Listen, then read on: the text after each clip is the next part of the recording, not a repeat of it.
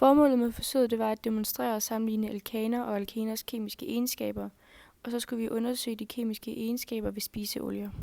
Vi har 5 reagensglas, som vi kalder henholdsvis glas A, B, C, D og E. I hver glas undersøgte vi substitution og addition. I glas A har vi brumvand og heptan. Heptan er upolært, der ikke blander sig med vand, som er polært.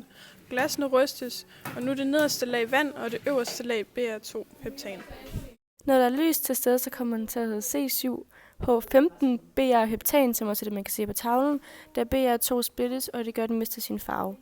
Vi forventer, at når der er lys til stede, så skal der en substitution, så skal pH-værdien være lav, da det er en syre. Som påvist på billedet var pH-værdien i vores glas A cirka på 2. I glas B har vi den samme fremgangsmåde som i glas A, bortset fra at vi ikke tilsætter lys til glasset, da vi pakker den ind i sølvpapir. Dette gør, at den vil have en højere pH-værdi, og der ikke vil ske en substitution. I glas C der tilføjede vi brumvand og hex 1,1, som er en alkan med en dobbeltbinding. Her der vil brum reagere med hex 1,1 ved addition over de her dobbeltbindinger. Og farven i brumvandet vil så forsvinde, da der sker den her reaktion. Som vist på klippet, så bliver væsken helt gennemsigtig, og der sker en addition.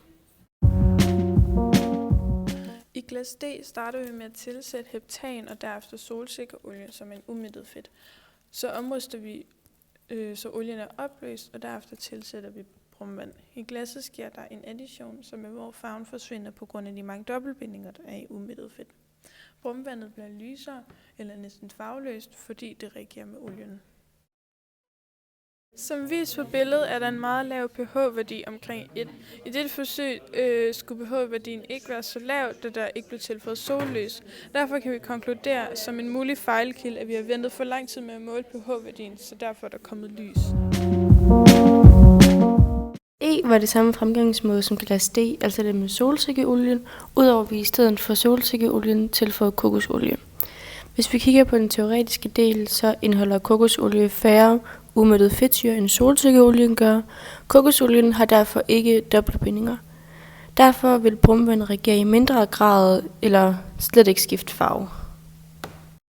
Vi forventede i glas A, at når der er lys til stede, og der sker en substitution, så skal pH-værdien være lav, da det er en syre, hvilket vi så også nu konkluderer rigtigt, da pH-værdien i vores forsøg på A'eren cirka var 2. Modsat A kan vi kigge på vores forventninger til glas B. Her forventede vi ikke, at der vil ske en substitution, da vi ikke tilføjede noget lys, og derfor vil B have en højere pH-værdi end A. Til sidst kan vi konkludere, at heptan reagerer kun med brumvand, hvis der er lys til stede. Hex 1,1 reagerer øjeblikkeligt med brumvand ved at bryde sine dobbeltbindinger, hvilket fører til, at brumvand mister sin farve. Solsikkeolien reagerer også med brumvand, hvilket betyder, at den indeholder umættede fedtsyre med dobbeltbindinger. Det gør kokosolien ikke, da den indeholder mættede fedtsyre, og de har ikke nogen dobbeltbindinger.